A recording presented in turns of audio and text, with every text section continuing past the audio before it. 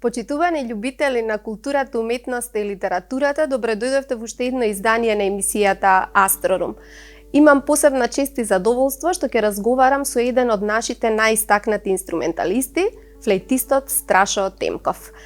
Доволно говори неговото име и во музичката педагогија, и во солистичкото представување, но и кога зборуваме за настапи со оркестар или камерно музицирање.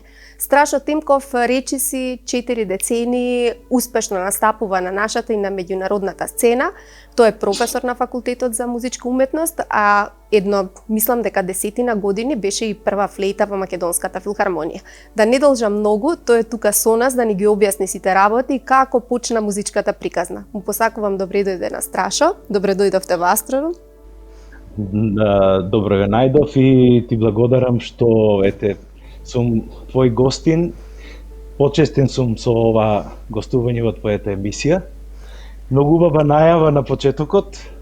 Годините нема да ги броеме, но во зрели години, ајде може така да кажеме, во оваа професија, ќе се вратим и на почетоците, но она која ја спомна Македонската филхармонија, тоа ми е една од најслабите страни, тоа беше мојата куќа која што во животот мечтаев, нели? Сите ние во животот мечтаеме за некои постигнување во животот, и тоа беше Македонската филхармонија во која што поминав добри 20 години. Значи сгрешив, се извинувам, не сум пресметала. Да, добри, квалитетни 20 години, кои што никогаш во животот нема да ги заборавам. Тоа беше за мене можеби најголемото школо. Многу диригенти, многу солисти, некаде до 15 години можеби во некое тефтерче сега треба дома да почнам да барам по овие шкафовите, жена ми стално ме кара, молим те веќе дај со овие нотите некако средувај ги, и се спремам некој ден да ги носам сите во кабинетот на Факултетот за музичка уметност, запишував кои композиции, кои увертири, кои симфонии сум ги поминал како литература музичка. Страшо, ова не е наше прво интервју, не е ни прва соработка како новинар, изведувач, но чинам дека е прв пат да имаме цели половина час да разговараме за вашиот животен и професионален пат.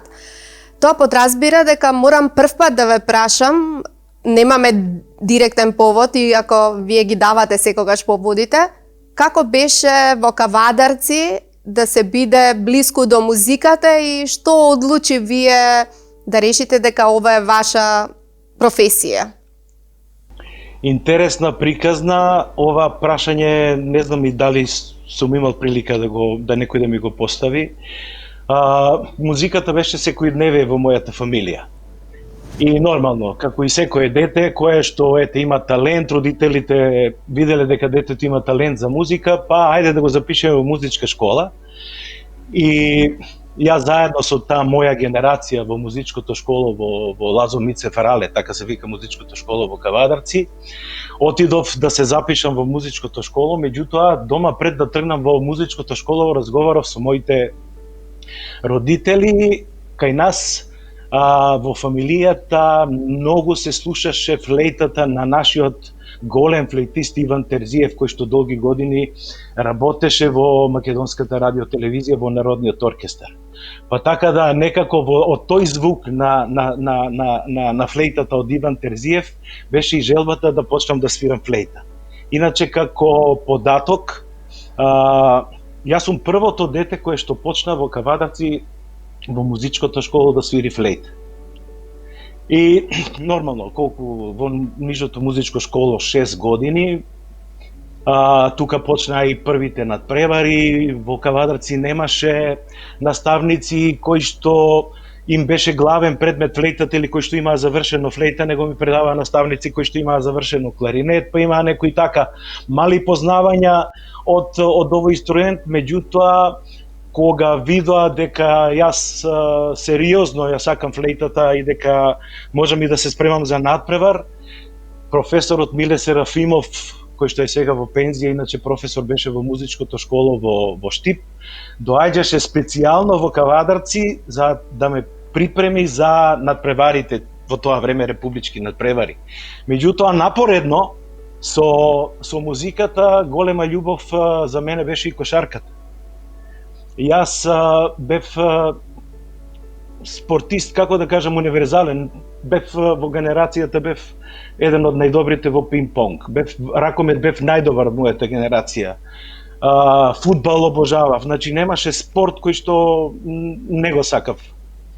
И некако кога дојде времето да се одлучуваме дали ќе одиме, значи имаше овдека дали музика или спорт, и некако музиката преовладуваше и така почнав, нели, се запишав во средното музичко школо Илија Николовски Луи во Скопје, во класата на професорката Бети Станковска, и веќе овдека почнав малку посериозно да се занимавам со мојата професија, почнав да одам на концерти, почнав да слушам музика и така, нели, средна музичка школа, па факултет за музичка уметност. Во тоа време се запишав, професор беше професорот Никола Танасов, кој што беше прв флейтиста на нашата македонска опера и балет. 2 години бев кај него, потоа бев кај професорот Миодраг Казањац во Београд. Тоа мислам дека беше еден од моите преокрети за време на моите студии. Успеав да осознам и некои нови работи, значи дипломирање на факултетот за музичка уметност, и 91 година аудиција во Македонска филхармонија, меѓутоа имав препораките од професорите од факултетот за музичка уметност во тоа време беа многу силни, што денеска веќе ги немаме, нели, знаеме денеска на кој начин се вработуваме во сите институции. Значи имав препорака од неколку професори од факултетот за музичка уметност за вработување моје во Македонската филхармонија. Радоста беше голема, нели, во прво време почнав како стажирант, не знам колку месеци стажирав, па некаде можеби во Македонската филхармонија полагав едно 5-6 сигурно аудиции за да се дојдам до местото на прва флейта во Македонската филхармонија. Многу убаво звучи вака и човек е сигурно многу поисполнет и позадоволен кога ги поминал сите скалила од своето образование и напредување на ваков начин кој што е валиден, легитимен. Ве гледам како со радост зборувате. Ќе зборуваме за професионалната кариера, но ќе ве вратам уште малку назад. Како беше тоа дете од друга средина да дојде во главниот град во Скопје? Знам дека сите што доаѓаат од другите градови, иако Кавадарци е една средина која што е важна, нели, во музичка смисла. Знаеме таму и серенади и видни личности израснале од таму.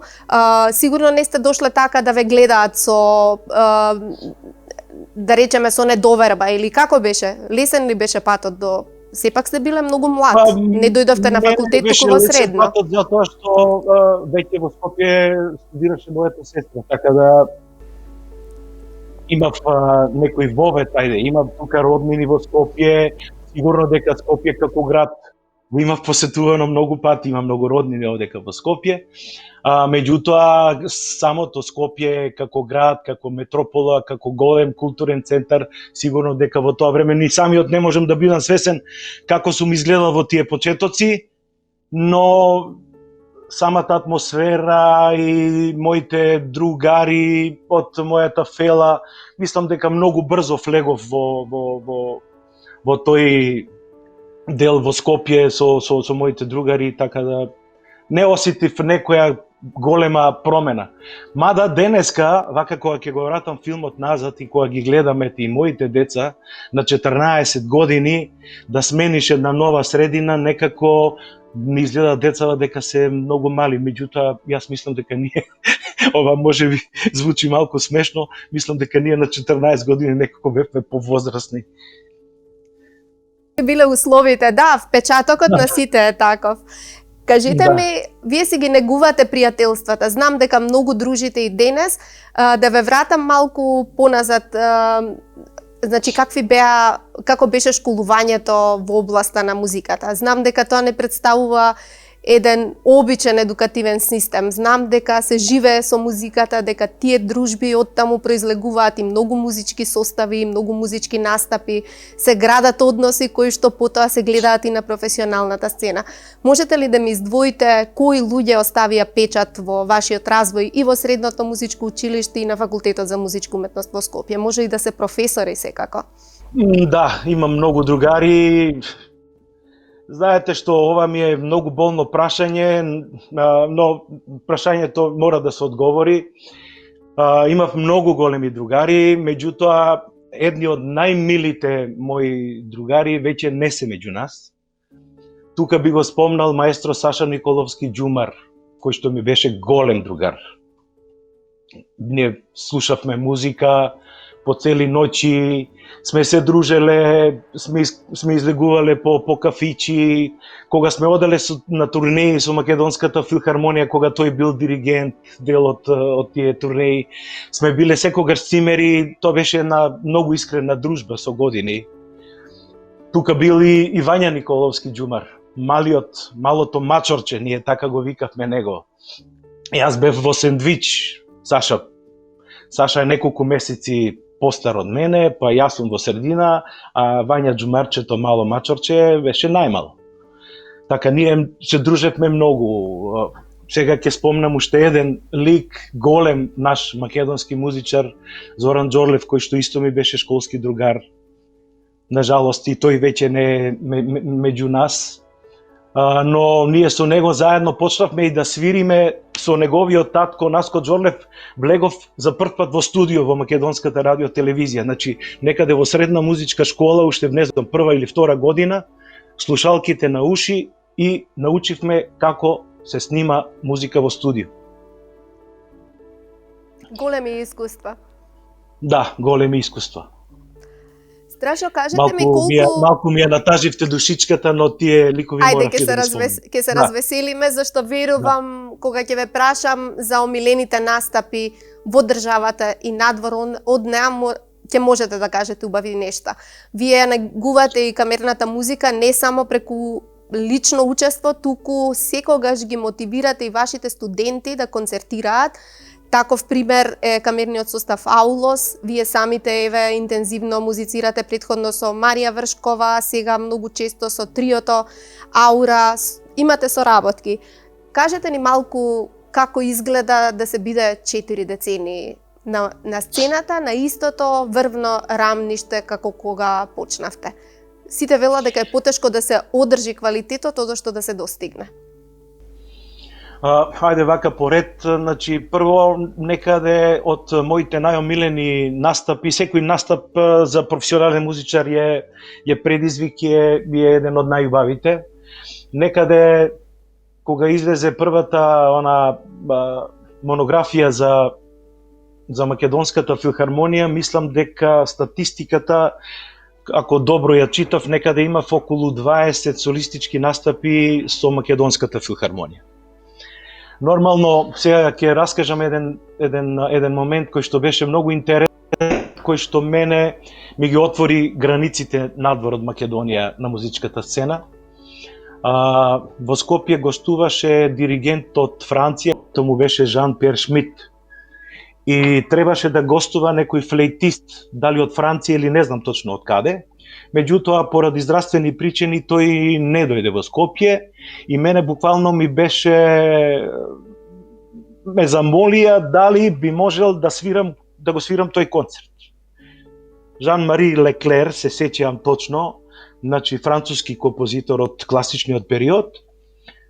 Композиција која што јас во животот никогаш нит сум имал прилика да ја допрам, нит па да ја слушнам. Значи, тотално ново дело, ми ги даваат нотите во сабота, а концертот треба да биде во четврток.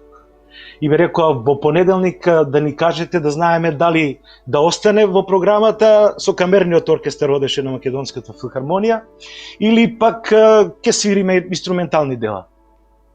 Така да мислам дека за тие 2 дена, сабота и недела, тоа е моето најдолго вежбање, значи вежбав од сабајле до вечер. Цел ден. Флейтата и Леклер концертот. И во понеделник доаѓам на работа и им велам, на маестрото му велам, маестро, да, јас сум спремен, овој концерт ќе го свирам во четврток. Се сеќавам дека со камерниот оркестар имавме концерти, и тоа не е еден, неколку концерти низ Републикава, мислам дека свиревме во Штип, дали беа тоа некои културни лета, Штип, Битола, Тетово, не знам кој уште еден град, и на крајот свиревме и во Скопје, во тогашната концертна сала во домот на Арама. И се сеќавам дека тој концерт го снимаше македонската телевизија, а јас не знам дали имам снимка од тој концерт дома. Концертот помина супер и некаде летниот период, сега точно не можам да се сетам дали беше јуни, август месец, со жена ми и со децата на одмор во Охрид, кај Арнаудовци, оној дел сега што има кафичи, тука одевме, тој ни беше најмилиот дел кога одевме во Охрид, и звони телефонот и ми се јавуваат од Америка и ми закажуваат термин за концерт во Карнеджи Хол. Јас вака останав на телефон, да, добро, завршува разговорот, спуштам слушалката и жена ми вака ме гледа, што е? Викам, дали некој си игра мајтап со мене, не знам што е работава, добив покана да имам концерт во Карнеджи Хол. И тоа се оствари, не беше шала, беше жива вистина. Така да, кога бев во Америка, значи концертот ми беше, точно се сеќавам, 2000 година, на 12 октомври, има проблеми околу визите, Американската амбасада тешко ми даде виза, мислеа дека ако имам концерт во Карнеджи Хол, дека не знам колку тешки пари ќе заработам од таму. И на крајот, сега не се сеќавам дали да господинот Димитров беше министер за надворешни работи и некако имаше протестна нота дури за целата ситуација. Успеа, американците ми дадоа виза за 2 дена. Тргнав на 10, значи требаше на 12 да имам концерт и да се вратам одма назад. Меѓутоа останав една недела, луѓето кои што беа организатор ми рекоа штета, доаѓаш овде да даеш концерт и да си дојдеш одма назад. Останав една недела во Америка, али таа една недела во Америка и концертот во Карнеджи Хол ќе останат вечно во моето срце, затоа што мислам дека за прв пат во животот се почувствував онака вистински почастен со сите почести за еден голем солист. Ако луѓето мислат се уште дека музиката е лесна и да се биде професор дека е лесно, не е така. Еве, и овој пример покажува дека музичарот треба да се занимава и со многу други работи кои што не се во неговиот домен, но од друга страна пак задоволствата се огромни. Јас мислам дека не се опишуваат со зборови. Вие со големо задоволство не ги опишувате само вашите настапи, туку и на вашите студенти, а можете слободно да се гордеете и да ни споменете дел од нив се во странство. Јас можам да се сетам на Катерина Бачевска, на Горданка Бушевска. Моментално во странство се Катерина Бачевска е во Америка пред крај на докторските студии. Александра Тевдовска исто така и таа во Америка веќе работи во оркестар и е професорка таму. Сега ни замина во Франција Богдана Бушевска, која е на мастер во Париз. Тие се трите кои што се надвор, другите се овдека кај нас. Ване Аревски е прв флейтиста на на македонската опера и балет.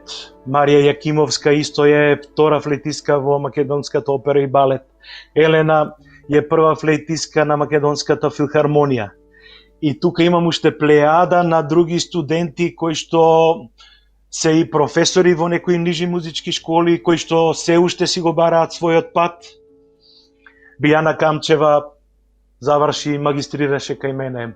Маја Станковска исто така. Има многу, ќе ми биде жал сега во овој момент на сите мои студенти, сакам и да ги поздравам, но и да ми простат ако некого не спомнав, а има многу.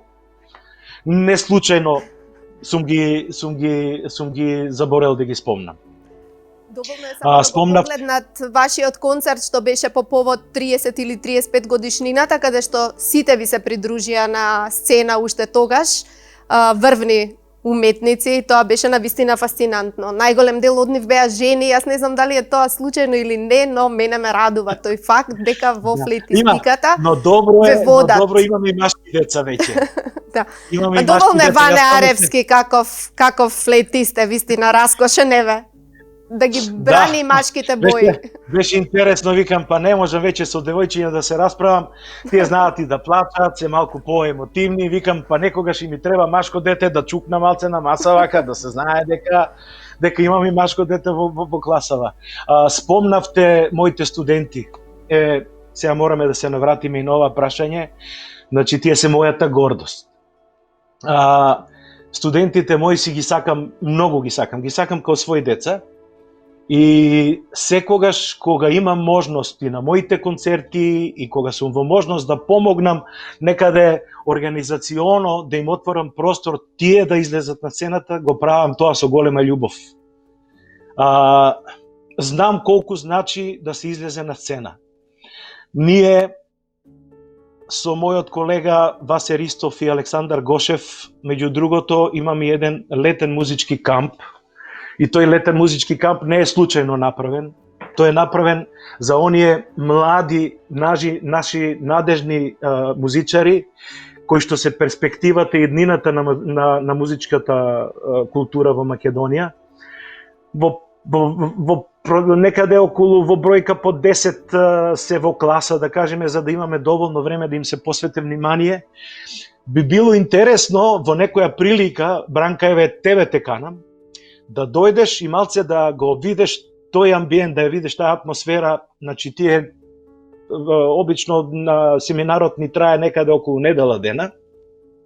Таму има дружба, значи страшно воспитани деца, културни деца, но секој ден имаме концерти, секој ден се работи.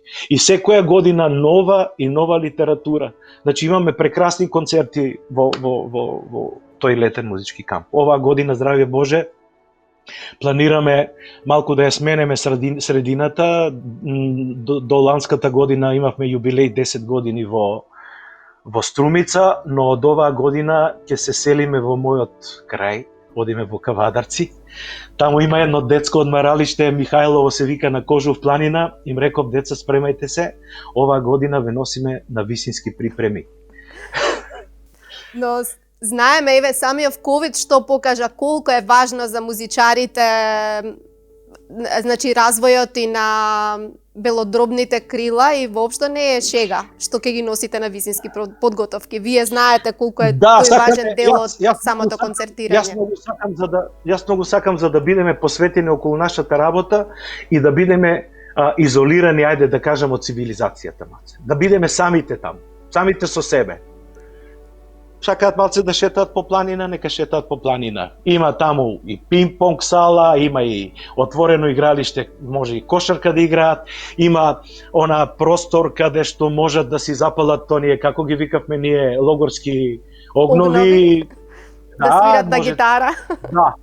Има како амфитеатарче многу убаво направено, но сето тоа треба малку и временските прилики да ни се погодат. Јас едва и чекам, искрено да ви кажам, сепак една нова средина и мислам дека на самите студенти и на сите учесници ќе им се допадне амбиентот во планина малку. Верувам. И фасцинира таа енергија енергија што имате постојано. Знаеме дека педагошката работа знае некогаш и да биде монотона, може и да зависи од тоа какви студенти ќе се пријават. Па во таа смисла сакам да ве прашам, долго сте и во педагогијата, какви се новиве генерации? Дали и вие ќе се пожалите дека има разлика од минатото? Ја слушнавме вашата приказна, вашиот ентузијазам, желбата, па макар и со професори по кларинет, да се свири флейта. Има ли таква фасцинација кај новите генерации и љубопитство? Знаете, сега ќе испадне дека премногу се фалам, во принцип не сум таков. Ти имаше прилика да ги запознаеш и ги знаеш дел од моите студенти. Меѓутоа има една работа, јас сета ова моја професија ја работам со голема љубов. Многу сум посветен на мојата работа, јас друго не знам да работам, значи, еве сега во овие времења, во време на пандемија, значи, јас моето време го посветувам, значи, покрај наставата, која што веќе, мислам дека, се надевам дека во вториот семестар ќе престане и дека веќе нема да имам електронска настава, него ќе се вратам во мојот кабинет и дека ќе почнеме повторно да се дружиме со моите студенти на факултетот за музичка уметност, ова да престане електронскиве часови, затоа што сметам дека за нашава професија ова малку не оназадува. Ако биде секако што треба, веќе во најава имаме надпревар кој што ние редовно си го посетуваме и кај што има добри и мастер класови. Тоа е крајот на февруар месец во Ваљево, имаме се организира надпревар. Тоа е флейтистички фестивал каде што учество земаат некаде околу 160 флейтисти, од најмалите категории до студенти и постдипломци. Ние секоја година сме таму, морам да кажам дека котираме доста високо, значи барем ако ништо друго на овие балкански простори, имаме одлична соработка со сите колеги од бившите ју простори, тргнувајќи од Љубљана, па до Тирана, Софија, единствено немам контакт со колега од Солун или од Атина, од балканскиве простори. Така да, доста добро како класа котираме. Кажете ми, дали се уште французите се на ниво како што беа порано, дали се уште таа техника на свирење и тој пристап и партитури се престиж да се свират? Францускиот тон или сега е многу веќе во прашање се вкусови. Да, во прашање се вкусови. Ние некако по нашиот темперамент, овдека балкански, македонски, јас стално со моите студенти се шалам и се смеам, да, ние ќе свириме и француска музика, и германска музика, меѓутоа таа музика ќе свириме со македонски темперамент. Душава наша е македонска, ние сме македонци, ние живееме во оваа средина, ние примаме, нашиот ген е друг, ние не можеме флейтата како македонци да ја свириме флейтата на француски или на германски начин. Нормално, партитурата внатре е запишано се, треба да ги запазиме сите норми што се запишани внатре, меѓутоа да го внесеме нашиот темперамент. И мислам дека тоа многу добро поминува. Ние оставаме силни печатоци на тие меѓународни надпревари каде што мислам дека до сега уште ни нема равен. Верувам дека за да се остварат музичките соништа, требаше да се има поддршката од дома, од вашето семејство, родителите, а за да се истрае на музичката сцена треба да се има поддршка и од сегашното семејство. Вие сте татко на 2 деца, ги споменавте, имате сопруга, тие како што гледам ве поддржуваат на сите битни настапи, но како е тоа да се живее со музичар и како е тоа да се живее со семејство кога сте музичар? Па нормално, голема поддршка имам од моето семејство, еве ги спомнавте, ќерка ми Теодора, син ми Јордан, мојата сопруга Катерина. Тешко е да се живее со музичар. Знам дека им е многу мачно, знаете, кога ние, поготово е во едни вакви услови, кога треба да вежбаме дома. Јас го научив сега моево куче, имам куче Лабрадор ретривер, и кога вежбам тонски вежби дома, почнува да пее. Ја мислам дека пее, али не знам дали фреквенцијата поише му смета, па тоа самото некако ми се жали доста веќе, со овие звуци немој да ме тефаш. Да. Дома издржуваат, секогаш знаат, кога имам настапи, дури ми се остапува и простор дома. Меѓутоа, јас во принцип знам колку е тешко кога човек ќе си дојде од работа, од факултет, дека му треба одмор, а кај нас нема точно време, денеска седнувам да вежбам од толку до толку часот. Значи, прво треба и расположение, треба да имаш атмосфера за да можеш да свириш. Така да најчесто за моите настапи си го користам кабинетот на факултетот за музичка уметност. Пред ова короната да не нападни, јас буквално, за мене немаше сабота или недела. Јас од понеделник до недела сум во кабинетот. Сабота и недела ми беа најубавите денови за вежбање. Мирно, тивко, нема никој. Јас на факултет сам, во мојот кабинет, отварам литература, барам нови дела, еве сега истото го работам и овој период, сега сме на распуст, нели, студентите се спремаат за испитна сесија. Јас дома слушам музика, преслушувам нови дела, сакам под публиката, еве здраве Боже за наредната концертна сезона, еве 2021 година. Се трудам секогаш да изнесам нови дела, така да здраве Боже ќе има многу интересна програма за 2020 да ни се средат работите некако и да се вратиме во тој нормален колосек. И на самиот крај зборуваме за музика разбирливо цело време. Меѓутоа, што е тоа другото? Споменавте дека многу го сакате спортот. Сигурно ако не спортувате толку, гледате спорт. Што сакате да слушате друго, да читате? Од кавадарци сте, не е можно да не ги сакате вината и добрата народна песна. Може нешто да ни издвоите? Па сите овие работи што ги спомна, сите ги конзумирам, не во големи дози. Некој да, некој не. Еве сега, нели, сега актуелно светското првенство, ракометното светско првенство во Египет. Гледам ракомет, малку се нервирам, но ете и таму има еден процес, има една млада генерација, ги гледам со своји очи ракометарите, младата екипа на Македонија. Ние сме научени некако таа поише да не радува, меѓутоа на ова светско првенство некако со наведнати глави си дојдовме од таму. Ме праша околу читањето, значи немам нешто стрикно, некој жанр кој што голем влюбеник сум во Википедијата, меѓутоа последното нешто што деновиве читав е првиот еп или првиот текст кој што е напишан, нели, сумарско вавилонскиот еп за големиот херој и мудрец Гилгамеш. Ете, тоа ми беше последната книга која што ја читав. Музика слушам малтене по цели вечери, дури некогаш знае и да ме осамни времето, да речем ајде страшо, немој да претеруваш, време оди малку да си легнеш. Доста беше слушање музика, има време утре ќе слушаш нешто. Па така, од еден стил во друг стил на музика, ја сакам и македонската народна музика. Едно време знаев и да си посвирам, сега некако помалку, меѓутоа со добро друштво, знаеме со добра ракија, стара кавадаречка и добро, убаво црвено, ние во Кавадарци знаеме и црно вино да речеме. Знаеме и да си запееме, да си направиме убава забава. Тоа е животот, смислата на животот е таа. Треба да знаеме да се радуваме, да бидеме среќни.